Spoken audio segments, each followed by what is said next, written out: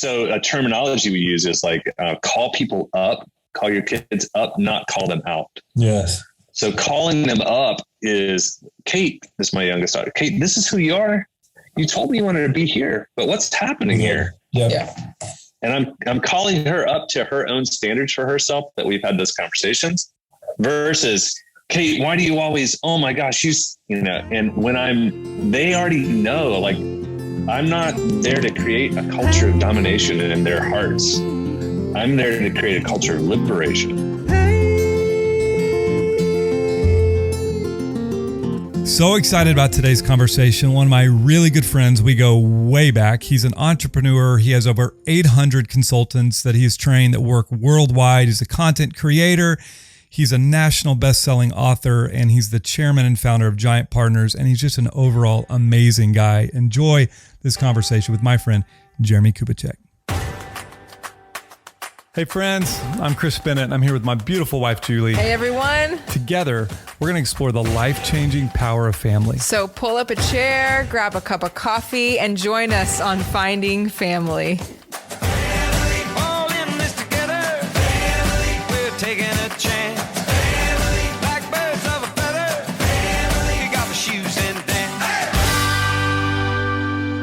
All right, you guys. Well, today's a treat. One of my genuinely favorite people on the planet, my very good friend, Jeremie Kubicek, who, I mean, just worldwide leader. I'll share a lot more about what he does later, but more than anything, just an amazing friend and somebody who gets behind people's dreams, helps them become reality. Jeremie, thank you so much for jumping on today. So good to be with you guys. Some of my favorite people, big smiles, lots of love. You guys are like pure energy. Two pure energy people right next to each other. Love it. Thank you. This is a treat.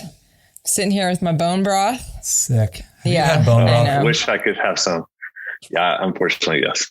No, it's good. My You wife get the thinks right that's kind. You got to something find the we right all thing. should have. But I do remember the first time, speaking of hot drinks, because Chris obviously always has a cup of coffee, maybe a few too many. That's a discussion for another time. But I remember the first time we ever sat down to dinner with you and your lovely wife, and Chris ordered coffee, I ordered coffee, and you ordered a cup of hot water. And I thought, that's strange. I've never sat down with anybody that just drinks hot water just for fun, like nothing else in it. And you said, well, if I have my cup of hot, or my mug, if you will, of hot water, then I think I'm drinking something better than it is, something like that. I don't know, but I was really amazed. And at that moment, I knew you were brilliant. I didn't have to know anything else. I was like, he's just smart. It's so funny. I'll order hot water at a restaurant and they'll bring it in I have to say, in a mug. They'll bring it in a glass and they can barely hold it. Like, how am I supposed to hold it? Anyway, I always say, I want coffee without the coffee. And so what is coffee? It's hot water and coffee. That's ridiculous. Right? So just hot water. Hot water is good for you. That's amazing. I feel like it's something C.S. Lewis would have said. I don't know. It's just it's a little disappointing for me, but it's fine. It's disappointing but I liked you, so he wasn't sure about Jeremie, you. I'm going to tell you my first memory of you. Okay. MySpace. Remember? No, I'm kidding. I was working at Foundation, and you came in. We were doing cold calling, and you came in to train us on the phones. And so you were telling me, like, feeding my lines of what to say, but you would make up a line that wasn't real words. You know what I'm talking about? It was something about coming out of Holly. Dogging him to Holly. You want to say it again? Yeah. Dogging him to Holly, Chris. Dogging him to Holly, because Julie mentioned that you did. To which I would say, I'm so... Works. And then I'm like, what'd you say? To teach everyone this, if you want to do a prank, you just go get him into Holly. Okay, that's the word. But if you said, and you add Julie, hey Chris, I'm dogging him to Holly next week because Julie mentioned that you would. Then it takes the attention on Julie. Well, what did Julie say? What did he say? That's amazing. And you can just reel people in. Yeah, it really helps marriages. Is that like a marriage tool? And then you put on your spouse, and then I like it. Yeah. Which leads us into our conversation today. Good segue, Jules. Point is, we love Jeremie, and we are so glad to be here with you. So Jeremie, you've personally invested in me a whole bunch and have helped me through really difficult transitions of my life. You've always been one of my key people that I go to process with, but I know you do that with literally hundreds and hundreds and actually thousands So you're not that special. Probably millions. I'm just one of your million followers. Yes. But, and you've written several books. We'll include all those in the notes. But I wanted you to, as we talk through what would make the most sense, this podcast is all about connection. How do we help people get aligned? And one of the things that I think breaks down the most, and whether it's in marriage, not in our marriage, but in some marriages or with kids or even in work, is just communication.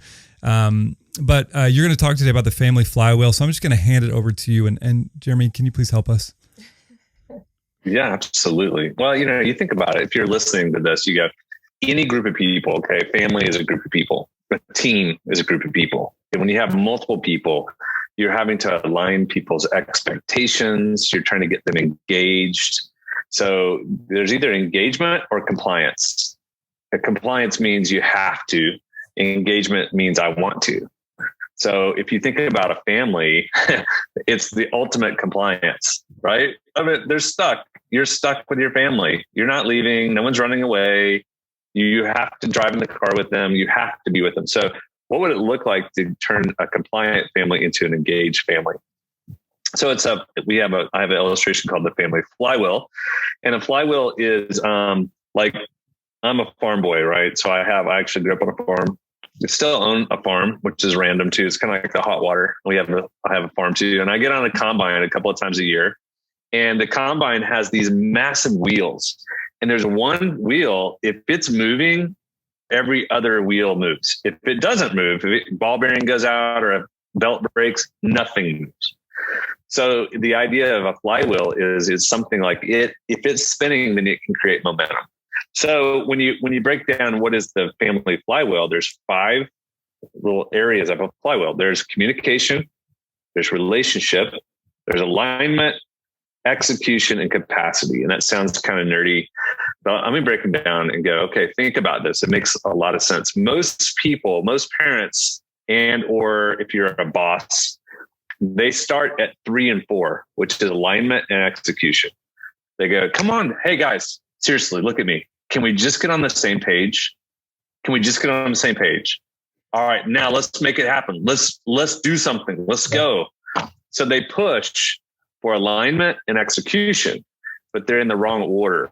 Because if you haven't started working on communication and relationship, then people don't want to work for you or don't want to be around you. They have to be.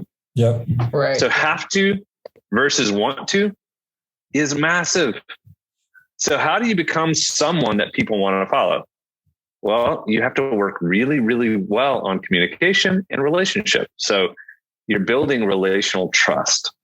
So like, let's say Julie, let's say you two, if you had to be around me, but if you knew that I was for you, that's the first thing. Do you know I'm for you? Or do you think that I'm against you or for myself? If you think that I'm against you, you're going to put up a wall of self-preservation. Right. If you think that I'm for myself, you're going to be skeptical. If I'm truly, truly for you, then you're going to let me be in your life. You're going to let me help you. So then our communication is going to start getting aligned.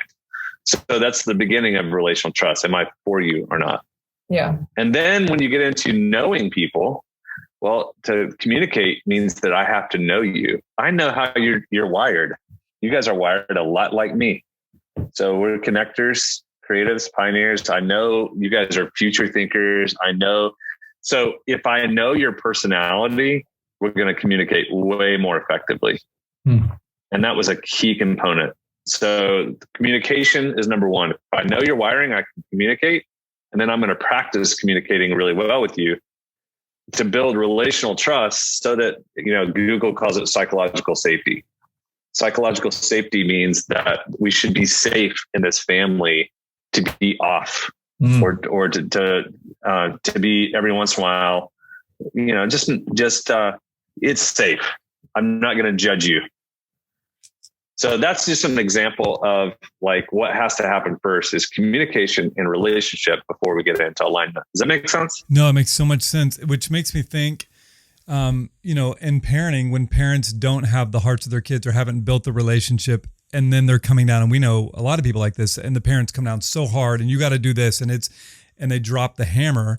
And what it does in that relationship is it just fractures it more and more. So what have you seen happens if there's not the relationship there, and then you're trying to get alignment. What's the negative of that? Yeah. What are the things that families and parents are going to see?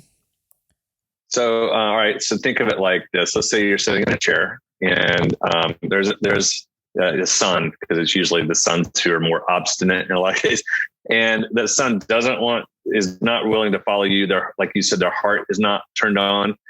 Then you light a fire underneath them. So if you literally light a fire underneath a chair, if I lit a fire underneath you right now, you're going to get up and just move, but you're not going to go in the right direction. And then you're going to sit back down. I light a fire again. And lighting a fire can be nagging, or it can be threats. So it's nagging, or threat. Well, the problem is you haven't done 1 and 2. You haven't been consistent in 1 and 2, communication, relationship. So then you're trying to get alignment and execution by lighting fires underneath people. And all it does is wear them out and it wears you out. And it doesn't produce what you think it would be. And so the definition of insanity, doing the same things over and over, expecting different results. So, well, you're insane. If you're doing that, that's insanity. It's not working. So you have to start over. Who is your child? How are they wired? Yeah. Are they a future thinker? That's why we built the 5 voices, which is simple. It's simple enough. Like Enneagram is awesome, but it doesn't scale. It's too complicated. It doesn't scale throughout companies for sure. Yeah. Myers-Briggs, too complicated. DISC, too complicated. So we formed to go, hey, my oldest is a creative. As simple as that. She's a little bit more than, she's a creative connector, but she's a creative. My son is a guardian. My daughter is a nurturer. We knew the base foundational voice, and we started to communicate to them based on how they're wired. So have you ever heard of the platinum rule before? I don't think the golden rule? Yeah. I think you know the golden rule, right? It's in some book. Something about coffee without hot water, something like that. Yeah. Yeah. See, do unto others as you'd want done to yourself, right? So, well, I don't need a hug. Why should you? I mean, it's golden rule can get misinterpreted. I didn't get training. I didn't have parents. You're lucky. Yeah. And so the platinum rule is actually do unto others as they would want done unto themselves. Yeah, that's good. So what would they want? And so having to then learn their language and speak their language. And so we just started to communicate with our kids. We first had to know my wife's a guardian, I'm a connector, we're opposites. We then started to learn about our kids, and we started to communicate based on their language, almost like they speak Spanish. This one speaks Portuguese. This one speaks Chinese. We had to learn 3 languages. And when we did, we unlocked them because we're ultimately trying to get to light their heart, as you mentioned, the pilot light. And that's when relational trust starts to take place. So relational trust is in moments and stories. But once you've done 1 and 2, it's so much easier to get alignment. Mm-hmm. That's good. What would you say to the parent that's listening going, oh, this is so good. They're taking notes. I mean, their pen is on fire right now. This is such good stuff. And I know I need to understand my child more, but they are, not only have they jumped out of the seat and are running, they are like, step off. I don't want anything to do with you. They're already at the, self-preservation to the extreme, compartmentalized child that doesn't trust you and is angry. How do you break through that? So you almost have to start over, and it's actually a journey about you, not them. Mm-hmm. So you have to go through your own process. Yeah. So here's what I mean. Like, we use a lot of language and giant in my worlds and the companies that I build and run. And the language that we've created of high support and high challenge. So high support means I'm totally for you. I'm resourcing you, will help you. High challenge means I'm going to hold you accountable. And the best parents are both high support and high challenge. The problem is one parent typically is high support, low challenge, and the other parent is high challenge and low support. Yeah. So it creates some weird dynamics between the two. So we've never experienced that at all. No. Why are you preaching at us? What? So you have to actually do this journey of your own. What's your view of yourself, your own identity? Yeah. And what we found is if you're dominating yourself, you're going to dominate your kids. Yeah. Wow. And you bring high support, high challenge and low support. That means you use fear and manipulation. So a terminology we use is like, call people up, call your kids up, not call them out. Yes. So calling them up is, Kate, this is my youngest daughter. Kate, this is who you are. You told me you wanted to be here, but what's happening here? Yep. Yeah. And I'm calling her up to her own standards for herself, that we've had those conversations, versus, Kate, why do you always, oh my gosh, and when they already know, like, I'm not there to create a culture of domination in their hearts. I'm there to create a culture of liberation, which means that I bring empowerment, opportunity, I bring high support and really high challenge, but I have to be consistent. And that means that I have to do the journey with myself. And I didn't realize until probably 2.5 years ago, I didn't realize how much I was dominating myself in my life historically. I would dominate and protect, dominate and protect, dominate and protect. And I've gone through this whole journey of, I actually have a daily rhythm where I liberate myself. Wow. And because if I'm not healthy, then no one's healthy. We use the terminology of the Sherpa on Mount Everest. But the Sherpa has to climb. They go up before anyone else to make sure the rope and ladders are set. Then they come down and get everyone. Then they climb again. And then they've climbed twice of what the regular climber would do. Wow. Well, no one wants to follow an asthmatic Sherpa up Mount Everest, right? I mean, you don't want your Sherpa smoking 3 packs a day. You want the Sherpa to be the healthiest in the room. And so the parents have to be the healthiest in the room. Yeah. So you have to be healthy before you can start expecting your kids to be healthy.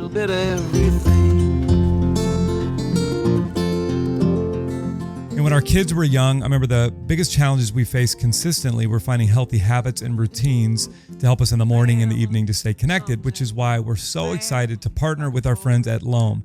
If you go to withloam.com/findingfamily, enter in the code FINDINGFAMILY, our listeners will get 1 month free. And on there, you're going to find routines, healthy habits, and even some Bennett family routines that we've used over the years. So check it out and enjoy this episode sponsored by Loam. And another way you can help support the show and be more connected to the Finding Family community is join our Patreon group. You'll receive bonus interviews, exclusive content, a monthly Q&A with me and Julie, and lots more. So check us out on Patreon.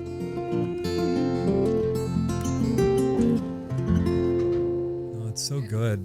And you would say that starts with Yeah. knowing your voice, knowing yourself, all those things. What does it look like, liberation for you? What does that look like on a daily basis? So for me, I do this thing. So let me start with the night. Well, no, I'll start in the morning. In the morning, yeah, I have to. At night, before I go to bed, I basically do this process of my subconscious. I put a theme over me.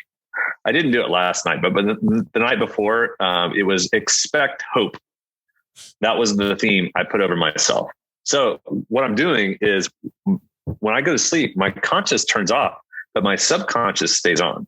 It's still, my computer is still filing. And if you can't sleep at night, it's all of your ideas are hitting each other and they're not going in the right file. That's why you're having a hard time sleeping. So I put a theme over me at night and kind of pray it over me. Like, this is my expect hope was the thought. So when I woke up in the morning, expect hope. And then here we are. I gave myself a theme. There's the minutes, right? Got it. That was yesterday. Yeah, today was handle negativity. Deal with people who disappoint you.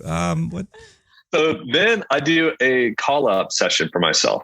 And this is, you guys don't think of this like, oh, that Saturday Night Live skit, like Good enough, smart enough, and people like me. Doggone it, people like me. But I do look in the mirror. I wake myself up and I look and go, hey, dude, hey. All right, there you are. I literally get myself to like, you're here. And then I go put my headphones on, go work out. I have this rhythm and I do a call-up session. And I go, this morning I did it. Jeremie, you're a freedom fighter. You're a liberator. You fight for the highest possible good of people. And I remind myself, it's almost like evangelizing myself every day. And I call myself up every day into who I am. And then kind of shower time, I kind of pray over, think about people of peace. Who am I going to help today?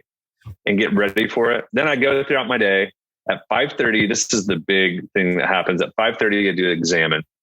I do three things. I look back and at the day and I go, what am I thankful for? 2 or 3 highlights of the day that are kind of high five. And sometimes I'll text people that. And then I look through, the second thing is I look through my day and go, where was I off?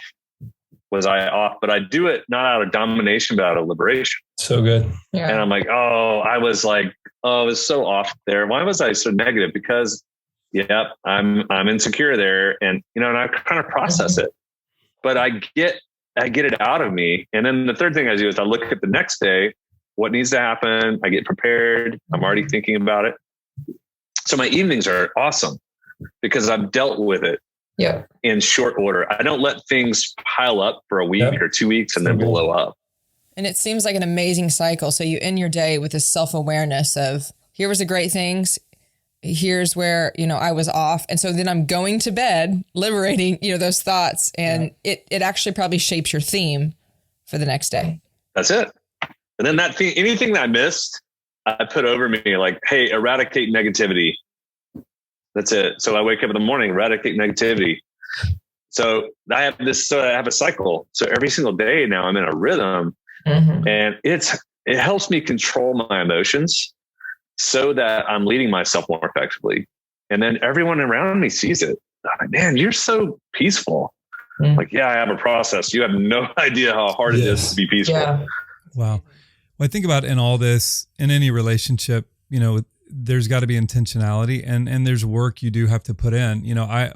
To my detriment at times, I'm very intuitive, go with the flow. And at times I've realized, if I'm not being intentional, the passivity thing in me or not stepping in the way my kids need at a certain point, and then Julie being that stronger person at times is having to step in and and do things because I'm not being as intentional as I need to be. So there's something about one, I think about as a parent being a student of your kid and then doing the hard heart work to say, like one of my kids, we're having the hardest time right now, or at certain times communicating when, not because he's not able to communicate, but like, wow, he's so different than my other son. And we have to almost speak a different language. It's like, is he even hearing us? So we've just been thinking through like, okay, where's personality wise, how do we need to motivate him? How do we get him to hear us in a clear way? But it takes work to do that. I mean, you really have to be a student of your kid. Yeah. And if, as a parent, and it takes years. Yeah. It takes years. As a parent, if you're not practicing liberation, it's like, I just watch myself at the end of the day. I'm like, how many times did I manifest my junk onto my kid? Because I'm really frustrated with myself. It's just such a and getting out of that pattern as a parent is really difficult. And it really is that choice. Like you can have all the tools. It's like, well, you're going to let them just sit on your tool belt? Or you're going to use them? It's the power of choice, right? Can you kind of, I know we hit a lot on communication, relationship, and then you talked a little bit about alignment, execution. And then what was the fifth one? The capacity. So the idea is that when you get people, it's easier to get aligned to go, all right, guys, here's what we're doing. We're going to have a family meeting. If communication and relational trust is there, then it's so much easier to get aligned. Then let's make it happen. Let's do a good job. But you put the execution on them. Then the last piece is capacity. When families don't have communication relationship, there's no capacity, meaning like no one will do anything. Well, I can't do it. And there's whining, there's complaining. So capacity basically means like you're multiplying, you have the ability, like you can handle more as a family. And the healthier family, the more you can handle. And when you're not healthy, then you can, if a speck of dust lands on the family, then everyone freaks out.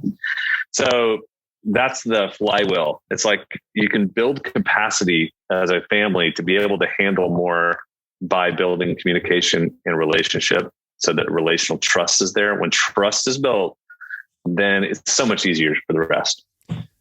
I mean, so this morning, Julie didn't realize we had this podcast with you, not because we hadn't talked about it, but because I didn't put on the schedule. We didn't sync the calendar. I didn't put on the calendar. Neither, I think Dave, did I do that to you? It might have happened to Dave, our wonderful producer friend. In my mind, I thought I'd communicate it, and I probably had said something and thinking, oh, that's her, they caught it, therefore I'm good and I move on. I mean, this has been the story of my life, right? I think I'm being clearer than I am. But how important is it? You're writing a new story, Chris, right? That is the theme today. There's a new story. Hope. I'm expecting hope. Yeah. Is what I'm expecting. How important, though, is in that flywheel, I'm thinking about just scheduling. And, especially when I think we have 4 kids and their schedules are all over the place. How important is that to sit down and take the time? Like the calendar I made in the kitchen, the really big one that's like the size of half of your body. And yeah. Never seen it. It's a great idea, though. Help us, Jeremie. Yeah, that's alignment. Alignment is calendar, schedule. Alignment is projects. Alignment is vacations and things you're going to do. It's the rhythm. So it is that per family. Yeah. So yeah, but again, it becomes a lot easier. And by the way, I've given you like 1 tool, 2 tools, like 10 more. That like communication code is a massive one. The 5 gears is a massive. There's all these things that layer on top of each other that you learn so that you can become more effective at this. But it really comes down to the core. Do you know yourself to lead yourself? Are you liberating yourself? And are you building strong communication and relational trust with each other? If so, it gets easier for people to get engaged. That's awesome. Do you find that, like, I'm hearing this and I'm thinking, man, this is so helpful and so clear, but do you feel like people are not opposed to this? Why do you think this is so hard for so many people in the context of specifically family?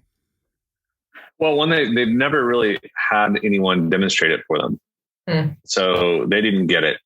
So they kind of wing it. 2, there's probably a cynicism towards certain tools and skills of kind of like, yeah, that sounds like garbage, or one parent's for it and the other's not. So there's some peer pressure there.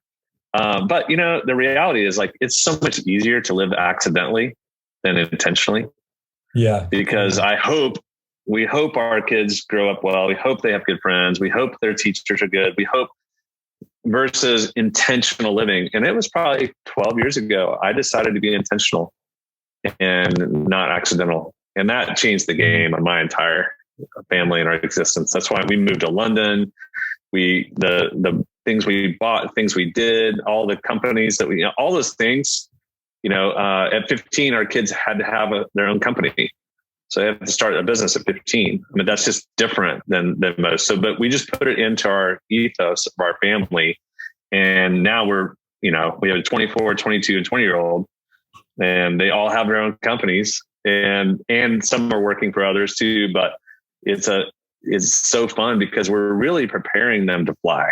Yeah. And we just got intentional with preparing them on, you need to learn 10 meals before you leave this house. You need to budget. You need, all these things that they had to learn.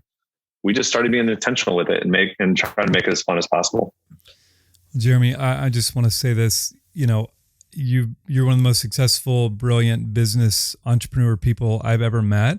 But the thing that I've always admire the most about you is who you are as a husband, as a father. I've seen you up close and personal. I know your relationship with Kelly. You guys adore each other. And I look at your kids, and just, I guess I'm saying all that because I'm like, it works. It's not a formula, right? But man, if you do the right things, you sow the right seed, you invest the time, it actually works. And your family is really the fruit of that. It's really a lifestyle that you choose, and there's a lot of work to it. But if you do it, chances are things go better. The benefits are better. It's harder in the beginning and better in the end. Yeah. Accidental is easier in the beginning, and harder in the end. Hard price at the end. Yeah. So good. Yeah. And that's the beauty and the uniqueness of every family, is that maybe it's something different than starting a company. I actually think everyone should start a company at 15. It sounds amazing. One of our children have done that. I don't know about the rest, how that will go. But there's a creativity in the uniqueness of each family unit too, what that looks like to carry out the intentionality. And I think that's powerful too. So Jeremie, let's close with this. I would love to. Oh, no, go. No, you got a last question? Ooh. Let's see which one's better. You go What's first. Your favorite thing pick. Top 5 favorite things about me. No, I'm kidding. No, so top 10. Now, what's your definition of family? Oh, that's what I was going to ask. Look at us. Best definition. Yeah. So that's a good question. I wasn't prepared for that. So this is good.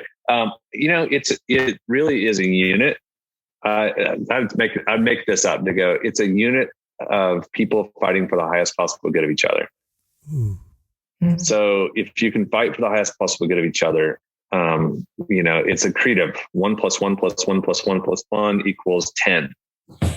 It's not 1 + 1, equals 2. It should be accretive, which is a business term, but of multiplying impact. I love that. Well, Jeremie, we need to do this again. There's so many tools, so many things you can share. What's the best way for people to support you, follow what you're doing? If they want to check out what we're doing with inside teams, the businesses, it's giantworldwide.com. That's the easiest, giantworldwide.com. And then if anyone wants to, it's hard to spell, jeremiekubicek.com. You can put it in the show notes. IE, Jeremie with IE. That's right. It's kind of like hot water. So, Yes. And then maybe lastly, when you think about with coming out of Hollywood, what Julie said earlier, how did you feel about that? When I missed Got it on your own. Oh my gosh, that is so good. I heard Hollywood, and that is so good, Chris. Boom. Hey, I got pumped. Honestly, I was about to say, I don't know. Can you repeat the question? Yes. That's so good. The student took over the master. Well, thank you, Jeremie, so much. And, stick around after this for our Patreon members. We have a bonus episode with Jeremie with some really, really practical, helpful tools that you're going to love to check out. And Jeremie, let's do it again, brother. Love you so much. Jeremie, so thankful for you. Bye, guys. Cheers.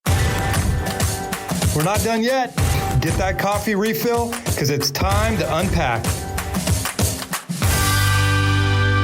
Yeah, I loved this conversation with Jeremie. First of all, as we've said, he's a good friend. He is so easy to talk to, which obviously you guys could tell through our conversation. We could sit here and, I catch myself like, let's just reiterate everything he said. We don't need to do that. He did a great job giving us all the things. And I definitely encourage you to check out his stuff because there's just so many tools and so much content.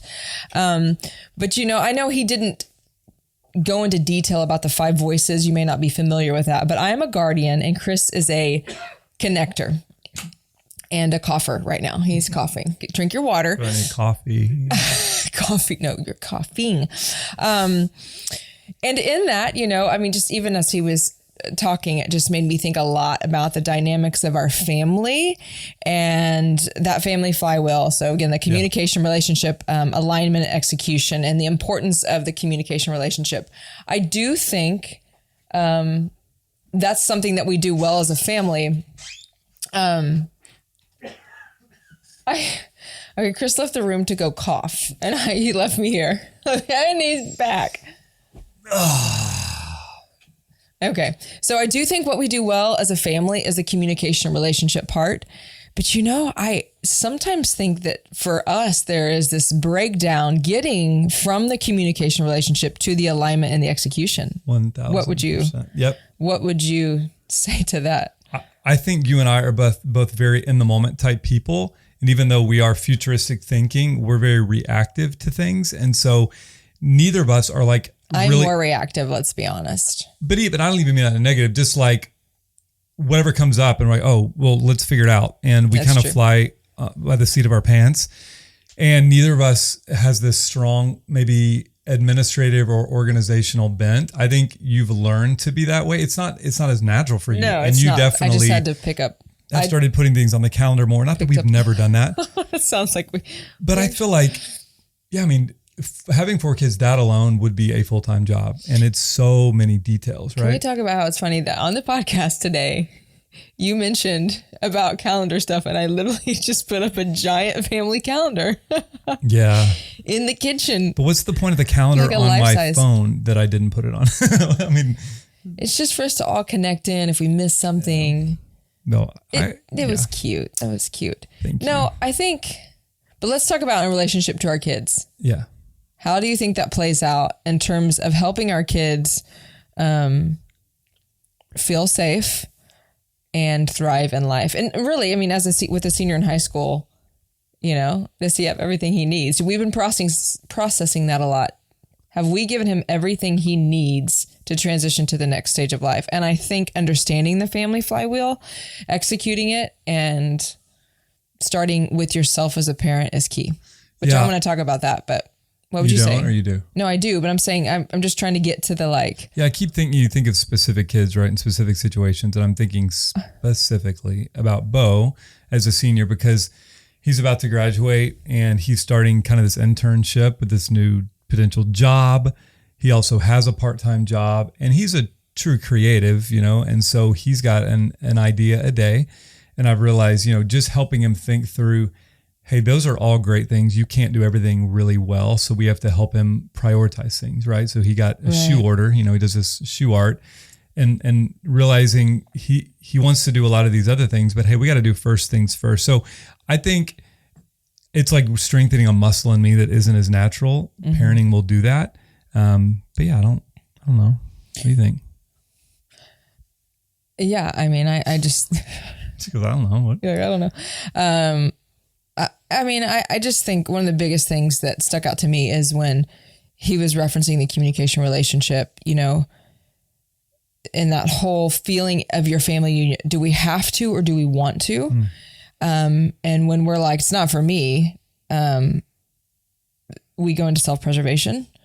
And then if we're like, yeah, that's for me, then there's a place of trust. And I just would say we need to work on moving from that place of trust. I don't see our kids going into self-preservation in the context of family, and how we move towards that. And follow through on and follow through on things. I think just the alignment and the execution, which comes to the last thing I think we should just mention is the liberation piece, which we could literally talk probably an hour on.